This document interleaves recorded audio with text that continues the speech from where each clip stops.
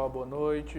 Eu sou Cedric Fernandes, sou enfermeiro, trabalho no município de Quixeramobim, sou concursado da Prefeitura Municipal e trabalho também no Hospital Regional Sertão Central. Sou enfermeiro formado há 17 anos, já tenho um bom tempo aí dando aula em faculdades, em cursos, em algumas instituições do município, né, e outras instituições aqui da região. Então, assim, é um prazer poder estar fazendo parte aqui agora do curso Fênix, dos nossos amigos aqui. Espero poder ajudar vocês e a gente formar aqui uma parceria boa que colha frutos aí para o futuro, né? Então, vamos começar. A gente está preparando material de maneira geral para concursos, para seleções que possam vir a ter, principalmente para a equipe de enfermagem, né? Equipe de enfermagem, e a gente também basear isso em seleções e algumas questões futuras que pode ter para algumas outras áreas de saúde, né? Então, dizer aos senhores que mais uma vez é um prazer enorme a gente poder estar aqui, né? E espero que a gente possa, de alguma forma, a gente nos ajudar. Esse tema é extremamente relevante, extremamente importante em várias bancas, em várias situações que a gente já passou, né?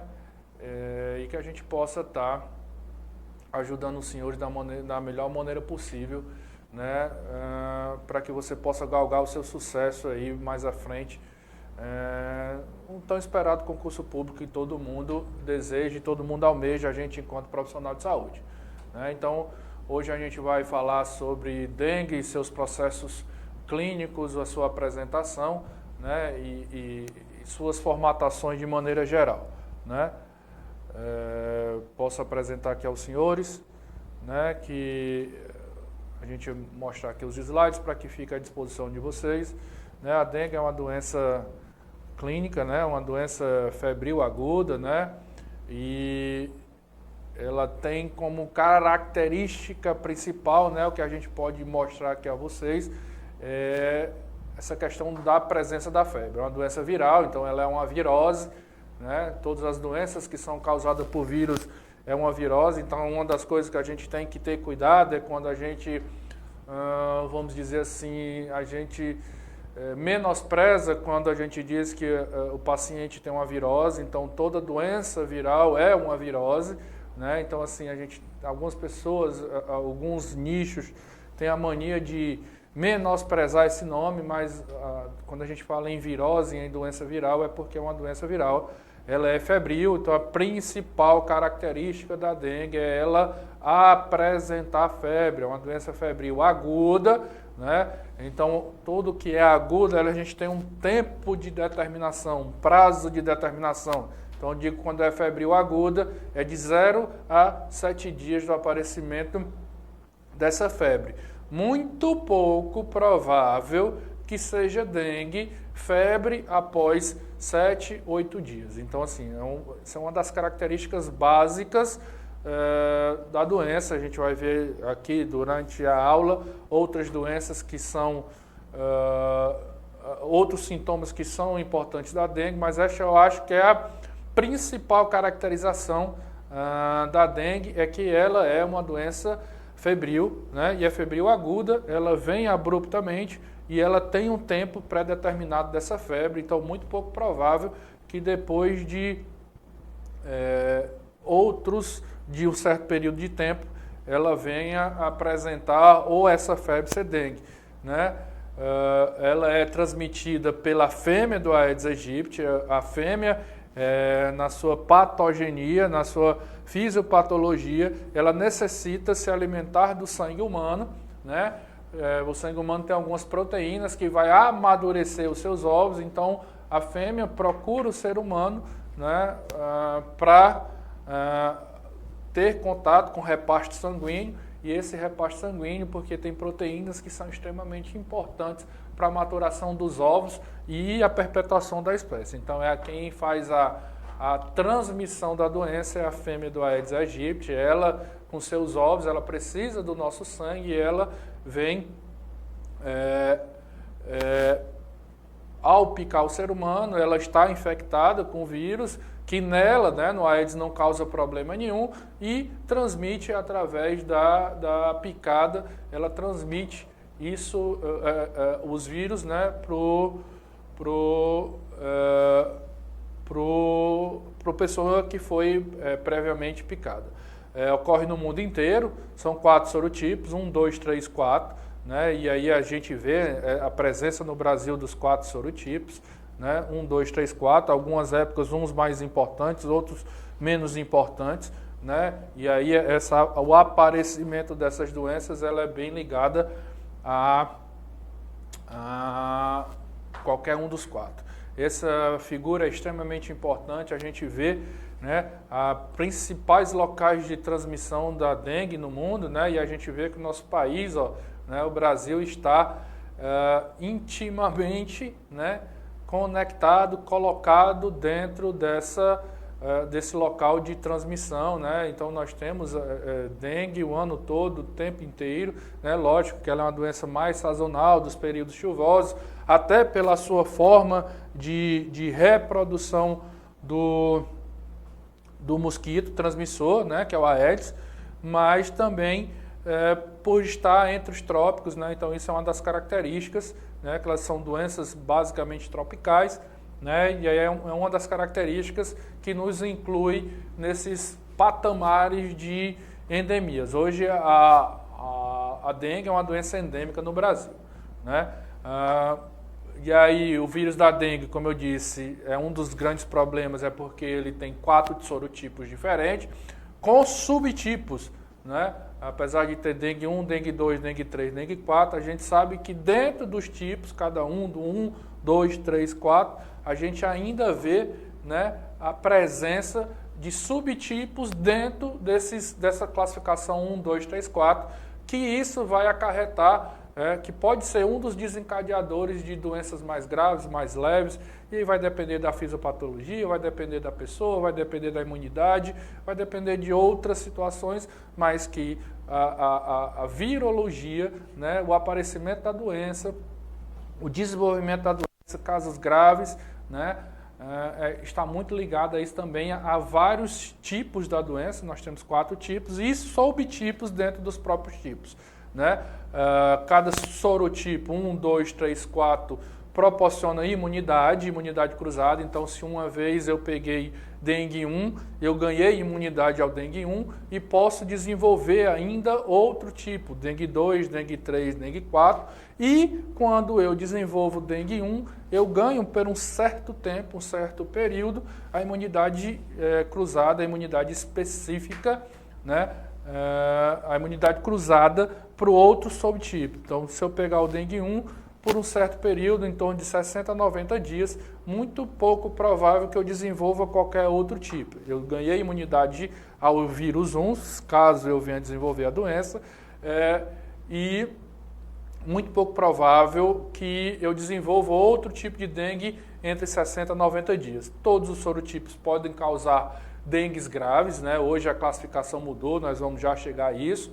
Variação genética dentro de cada sorotipo, então assim, eu tenho subtipos dentro dos sorotipos, né? E algumas variantes dentro desses subtipos podem ser ou não, vamos dizer assim, mais virulentas, mais causadoras de potencial endêmico. E aí isso a gente vê de tempos em tempos. Aqui, por exemplo, para a gente, no estado do Ceará, a gente já viu grandes problemas com o subtipo 2 e hoje o que a gente tem visto nos últimos tempos é o subtipo 3, que fazia muito tempo que não rodava, né, que não aparecia e que isso tem trazido grandes problemas e preocupações para a gestão da saúde do estado como um todo, porque principalmente para crianças e adolescentes que não têm a imunidade a esse tipo de vírus do dengue, né? As formas clínicas variadas que apresentam, e aí isso é notório, visível, né? Porque se você vê, tem gente que pega dengue, tem apenas uma febre de um período de poucos períodos, de um tempo reduzido, uma astenia, uma moleza, uma fraqueza de forma geral, a anorexia, que é a falta de vontade de se alimentar, mas a gente vê que tem desenvolvimento de doenças até, de certo ponto, grave, mais problemáticas, porque a gente vê esse paciente, porque a apresentação da dengue depende de vários fatores. Nós podemos ver aqui no slide pelo menos 4 fatores. O vetor, a quantidade de vírus que esse vetor leva e a quantidade de vírus que esse vetor coloca ao picar o ser humano. Né? O homem ser susceptível, aí vai desde sistema imunológico, vai desde hidratação, vai desde alimentação adequada, o paciente bem hidratado, bem alimentado, com seu sistema imunológico, é muito pouco provável que ele venha desenvolver casos graves, né? Ou que doenças de base pode ser um dos desenvolvedores de casos graves. A resposta imunológica, cada pessoa, a gente sabe que cada organismo, cada ser humano é diferente, cada sistema imunológico tem uma apresentação e uma resposta diferente, e desta feita, né, essa resposta imunológica também vai interferir direta e indiretamente na questão da dengue. E lógico, como eu disse, nós temos 4 tipos, 1, 2, 3, 4, e dentro deles subtipos. Então, dentro desses tipos e dentro desses subtipos, tem casos que podem apresentar uma maior gravidade. Então, o aparecimento do dengue, a sintomatologia do dengue, casos graves, casos leves, vai depender muito desses 4 fatores de susceptibilidade de forma geral. Então, quando é que eu devo suspeitar de dengue? Isso aqui é extremamente importante, que a gente chama de sinais e sintomas. Primeiro, né, uma doença febril aguda, né, doença de febre de até 7 dias de duração, né, passou de 7 dias de duração, muito pouco provável que isso a gente vai desconfiar ou a gente vai levar que seja um dengue, né? E 2 ou mais desses sintomas: cefaleia, dor de cabeça, prostração, aquele largada, aquela morrinha, aquela dor no corpo, dor retroorbitária, que é a dor atrás dos olhos, né? A gente chama dor retroorbitária, ela é muito característica, essa cefaleia, essa dor no fundo do olho, atrás dos olhos. Exantema, que é aquele vermelhidão, aquelas pintas, né? Aquelas formações de aquele rastro de vermelho na pele. Mialgia, né, que a gente vai ver, isso aqui é importante, o conhecimento das terminologias de sinais e sintomas para todo profissional de saúde, né? Mio, tudo que tiver mio é relacionado ao músculo, e algias são dores regionais. Então, mialgias são regionais dos músculos, né? Então, são dores musculares, algias são dores regionais, artral é tudo que tiver das articulações, com ou sem hemorragia. E aí, um parêntese enorme para essa terminologia aqui, hemorragia, porque isso ficou muito ligado, que para ser dengue grave tinha que ter hemorragia, tinha que se ver sangue. Mas isso hoje mudou, né? Há um certo tempo para cá, mudou essa até a classificação da doença, né? A gente tinha dengue, febre hemorrágica do dengue grave, hoje não. A gente tem dengue clássico, né? Hoje a gente tem dengue e dengue grave. E o dengue grave pode transcorrer ou não com hemorragia. E ainda mais a gente tem que ter cuidado que nem sempre as hemorragias elas são de sangue visíveis. Elas podem ter hemorragias cutâneas, elas podem ter hemorragias internas que nem sempre dá para ver, capilar, que nem sempre dá para ver esse sangramento. Então, muito cuidado com esse sinal de hemorragia, que foi uma das coisas que ficou muito ligada à dengue, dessa quase que obrigatoriedade de uma dengue grave ter esse sangramento. E tem outros sinais, né? Sinais laboratoriais, sinais físicos, sinais clínicos dessa hemorragia, que é muito mais, vamos dizer assim, característica do que mesmo o aparecimento do sangue, né? Então, isso é importante a gente estar ligado nisso. Sempre, acho que é extremamente importante esse slide aqui, quando é que a dengue pode complicar. Geralmente ela ela se torna crítica, né? A partir do que a gente chama da recrudescimento da febre. A febre vai baixar e é nessa hora que a gente tem que ligar as anteninhas do Chapolin e ficar de olho no paciente. Por quê? Porque essa é a etapa crítica. Geralmente, quando a febre baixa, aí geralmente pode aparecer os sinais de alerta, os sinais de alarme. Geralmente, isso aqui a gente sempre usa, sinais e sintomas, a gente usa sempre essa palavra, geralmente, porque de 2 a 5 dias em crianças e de 3 a 6 dias em adultos. E nós vamos ver agora quais são esses sinais de alerta para casos graves. Primeiro dele, como eu já tinha frisado no slide anterior, desaparecimento da febre, né? É um dos sinais que a gente tem que ficar ligado. Ah, professor, febre desaparecendo é bom sinal, nem sempre na dengue. Não vou dizer que é um piora do caso, mas é uma hora da gente ficar em alerta. Logo, sempre queda de plaquetas, então esse paciente tem que ser acompanhado com exames laboratoriais de sequência, né, principalmente nos casos de internações, nos casos mais graves, para você acompanhar, né, o quadro da manutenção ou não da plaqueta e o aumento do hematócrito, que seria concentração do sangue, né, que é um dos sinais de possíveis hemorragias, e aí a gente tem que ficar sempre de olho nessa tríade aqui, é extremamente importante esse acompanhamento. Sinais de possibilidade de hemorragia, dor abdominal intensa, né, aquelas dores recrudescentes, o paciente fica choroso, fica com muita dor à palpação, vômitos persistentes, aquele vômito que não cessa, mesmo com medicações adequadas. Hipotensão postural é aquela que a gente vê, o paciente está deitado, vai se sentar, passa mal, está sentado, vai se levantar, ele tem aquela tontura, aquele mal-estar, né? Hipotensão arterial, é alteração da pressão arterial, hepatomegalia dolorosa, né? Hepatomegalia, dor, né? E aumento do fígado e do pâncreas, né, e do baço, então de maneira geral, hemorragias importantes que podem ser sangue visíveis ou não, e aí a gente tem que ter muito cuidado com isso, com essas sangues visíveis, por exemplo, às vezes marcas no corpo, às vezes alterações laboratoriais, podem ser sinal de hemorragias que nem sempre o sangue, né, a visualização do sangue.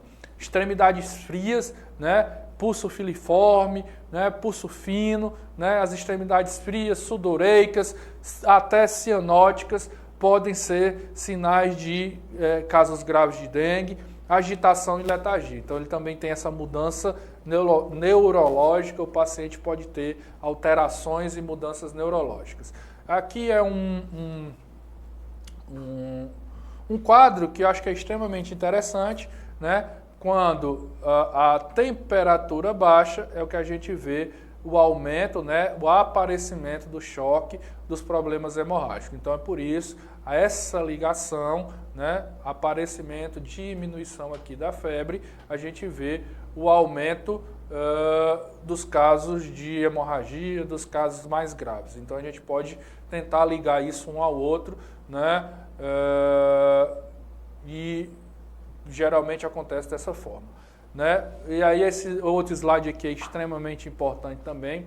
77% dos pacientes que foram para casos graves, eles já estavam sem febre. Esse slide ele é bem demonstrado nessa situação. 77%, cerca de 77% dos pacientes que foram a casos graves, eles já estavam sem a febre. Então um dos primeiros slides que a gente já mostrou, que a gente já falou para vocês, é essa questão. Diminuiu febre, continua com sintomas, a gente tem que ficar de olho ligado nesse paciente, né? Quais são os sinais clínicos de choque de casos gravíssimos? Convergência de pressão arterial, pressão máxima sistólica, pressão mínima diastólica convergem, são muito próximas, diminui, né, essa diferença. Geralmente essa diferença tende a ser 40, 30, 50, né, dependendo de cada paciente, e elas convergem para menos de 20. Perfusão diminuída de órgãos, perfusão diminuída de pele, sempre essa sensação de frio e sede, muito parecido com outros tipos de hemorragia, hipotensão postural, taquicardia, palidez dos membros, palidez das extremidades, sudorese, né, aquela sudorese fria, pegajosa do paciente, essa mudança neurológica que pode vir com letargia, agitação, o paciente fica alterado neurologicamente, a filiforme do pulso, né, pulso fino, irregular, de difícil controle, de difícil conhecimento, de difícil você ver o pulso, né, principalmente em outras regiões que não seja a região carotídea, e indo para a parada cardíaca, e aí a gente sabe dos processos que vêm depois de uma parada cardíaca.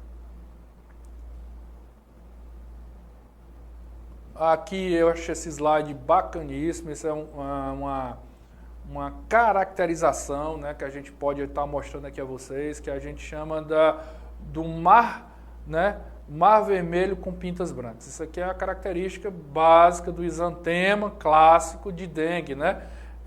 E aí aqui a gente vê membros inferiores com exantemas e essas pintinhas brancas, né, que a gente chama o mar vermelho de pintas brancas. Isso é uma característica, né, do exantema do dengue.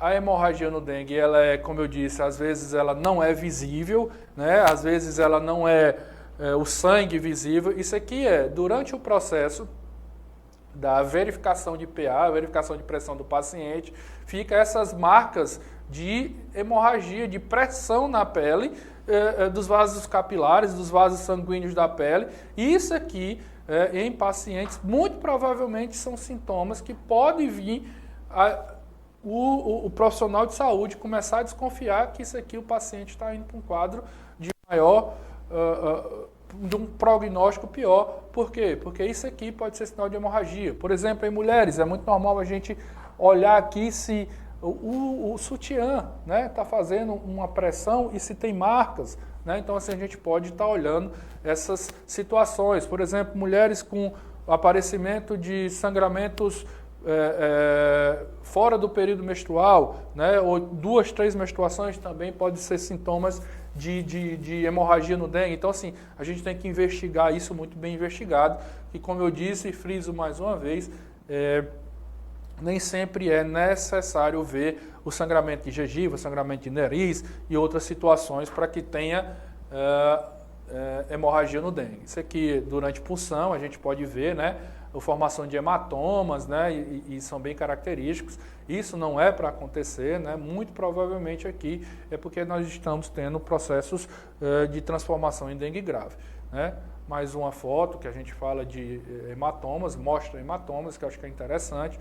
Essa aqui também é extremamente interessante, esse slide, que a gente mostra mais uma vez, né, o mar vermelho com pintas brancas, né, que isso aqui caracteriza o exantema da dengue, né? Nem sempre vai ter o exantema, mas é uma das características. Lembrando que a caracterização principal da dengue é ser uma doença febril aguda, né?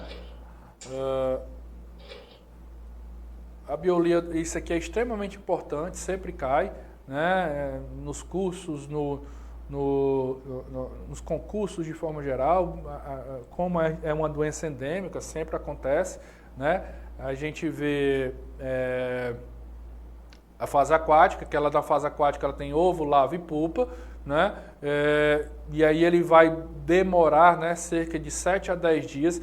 No nosso habitat aqui, na nossa região, ele mais rápido ainda, porque nós damos todas as características entomológicas que ele precisa. A gente dá água parada dentro das nossas casas, a gente dá sol quando ele precisa e a gente dá sombra também dentro das nossas casas. Então, nós damos aqui a eles, né, no nosso habitat, ele é totalmente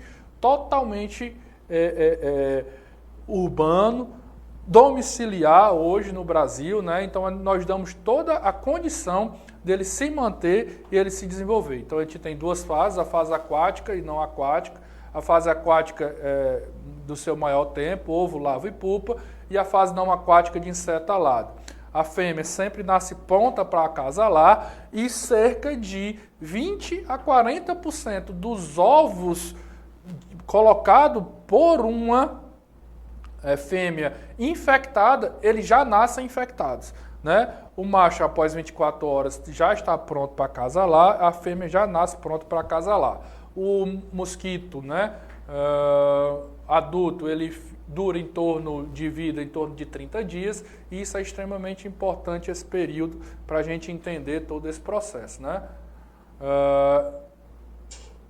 Aqui nós temos aqui a apresentação do ovo. Ele nunca coloca o ovo lá dentro da água, ele coloca na parede do depósito e ele coloca um repasto, né, tipo uma saliva, para grudar nesse depósito, tanto que esse ovo ele pode durar em ambientes insalubres, ambientes extremamente quentes, até 365 dias, um ano fora, e aí entrou água naquele depósito, teve contato com água, em pouco tempo, 12 a 24 horas depois, né, ele já está pronto para eclodir, virar, né, todo o processo de ovo, lava e pulpa, né? Então, assim, é extremamente interessante isso, entender que aquele ovo, mesmo que ele ficou lá por um longo período, né, ele sofreu esse contato novamente com a água, né, ele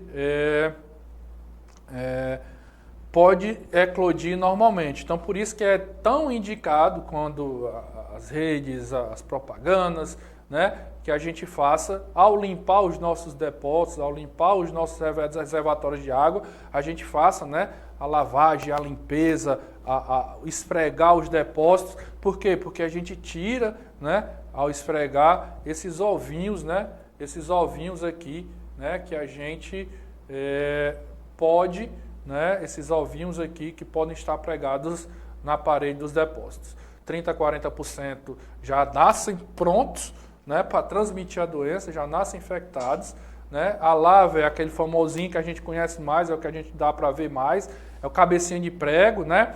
Eles têm esse sifãozinho, por isso que eles ficam lá em cima na água, porque eles precisam respirar por esse sifão, eles se alimentam daqueles restos de detritos orgânicos na água, e esse processo aqui, né, ele vai durar em torno de 3 a 5 dias. Depois a gente vê as pulpas, né, que elas também precisam estar na água, né, e eles ficam também na parte superior exatamente para fazer essa respiração, né, e aí depois a gente vê o mosquito alado, né, e esse mosquito vai ser o transmissor, né, a fêmea, transmissor do Aedes. Hoje ele ganhou arcabouço de outras doenças, né? Mas nós estamos falando da dengue, mas esse garotinho aqui, né, é o transmissor da zika, chikungunya, febre amarela e dengue. Ele foi uma dos ganhadores, né, aí que a gente desenvolveu, vamos dizer assim, tanta coisa, e a gente não consegue, né, desenvolver estratégias, formas da gente controlar esse rapazinho aqui, que é transmissor de tanta doença, né, e tantos problemas no nosso meio de saúde, né? Eles são pretos, rajados, tanto nas pernas como no seu dorso, né? Nós temos aqui na nossa entomologia aqui, principalmente no estado do Ceará e no Brasil, 2 tipos principais, o Aedes aegypti e o Aedes albopictus. Aqui muito pouco a gente vê a presença do Aedes albopictus e sim mais o Aedes aegypti, certo? A alimentação, os machos principalmente se alimentam de plantas, de seivas, e a nossa fêmea, né, como a gente já falou lá nos primeiros slides, ela necessita do nosso repasto sanguíneo, né, ela necessita do nosso sangue para que ela possa maturar os seus ovos. Ele é totalmente ambientado e totalmente fica nesse questão com a gente aí dentro dos nossos ambientes. Ele adora a nossa casa. Lá dentro da nossa casa nós damos a eles o ambiente que eles precisam, né? A gente dá comida, que somos nós mesmos, né? Nós damos o local para desenvolvimento da prole, né, que é a água parada, e a gente dá sombra e água fresca, que eles tantos precisam. Então eles são totalmente adaptados ao nosso regime urbano. Eles têm preferência, não quer dizer que eles não saiam dos seus esconderijos em outro período, mas eles têm preferência pelo amanhecer e crepúsculo, por isso que quando você vai lá, os coleguinhas lá, agente de endemias, vão nas suas casas, geralmente eles vão na manhã cedo e geralmente vão no final da tarde, exatamente por isso, porque é esses períodos que o Aedes gosta mais de sair dos seus esconderijos. O ser humano é a principal vítima, né? E o Aedes não desenvolve a doença, né? Vamos ter umas fotinhas aqui dos principais criadores, né? A gente vê potes, né? Que a gente vê isso muito na nossa região, tanque descoberto, tambor sem estar descoberto, caixa d'água aqui a gente acha, mas ela está coberta. Está coberta para a gente, que somos grandes. Olha aqui os espaços, né? A gente vê o sifão, né? O famoso ladrão aqui, né? Sem adequado controle e cuidado. E aí a gente vai ver aqui, né? Essa caixa d'água, está telada. Mesma questão seguinte, olha o ladrão, né? O sifão, porque a partir dele, né? Do sangradouro, né? É que eles podem entrar também, de se desenvolver lá dentro e vir a se desenvolver e vir a desenvolver a doença. Né? Pneus a céu aberto, isso é um grande problema de saúde pública, né? Outros possíveis criadores, como eu disse, eles se adaptam muito bem mesmo ao nosso formato urbano. Então, coletores de água, né? de ar-condicionado, né? A gente vê, né? Questão de geladeiras mais antigas que tem aquele resto de água lá na parte de trás, em parte da geladeira, pode ser. Banheiros que não são utilizados, aqueles banheiros esquecidos no final da casa, pode ser o criadores. Algum tipo de plantas, né, que ao chover recolhem água, e aqui pode ser possíveis criadores. Ocos de árvores, goiabeiras, alguns tipos de árvore que tem esse tipo de oco, né, pedras, sucatas e por aí vai. Mas assim, ele gosta principalmente e preferencialmente da nossa casa, porque a nossa casa vamos dizer assim, a gente dá tudo que eles precisam, né? A gente tem o controle hoje, controle biológico, né? Que é a questão do beta, da rabo de fogo, né, que eles comem larvas, né, então isso é um dos controles extremamente importantes. O uso de alguns inseticidas, e esses inseticidas a gente já vem usando há bastante tempo, e se o problema fosse inseticida, a gente já tinha matado todos os Aedes do mundo, por a quantidade de veneno que já foi utilizado, né, então assim, a grande situação mesmo é cuidado com o reservatório e por aí vai, né? O cuidado com a sua casa, o cuidado com os reservatórios, né? Então assim, eu vou mostrar aqui rapidinho, né? Potezinho com touca, todos os potezinhos com o devido cuidado, tambor, por aí vai, né? E aqui a gente mostra alguns trabalhos que são feitos com relação ao cuidado da dengue. Então assim, a gente traz aqui para vocês, né? Um material especial, é bom, sempre cai, né? É algo que é muito presente, né? Em quase todas as questões, cai alguma coisa sobre dengue, sobre a Aedes, né? Em todos os concursos que a gente vê por aí, porque nós temos uma endemia de dengue no Brasil, né? Uma doença que sempre, sazonalidade ou não, ela sempre está presente no nosso dia a dia, né? Então, quero dizer a vocês, dar uma boa noite, né? Mais uma vez dizer que é um prazer a gente estar podendo fazer parte desse processo aqui com vocês.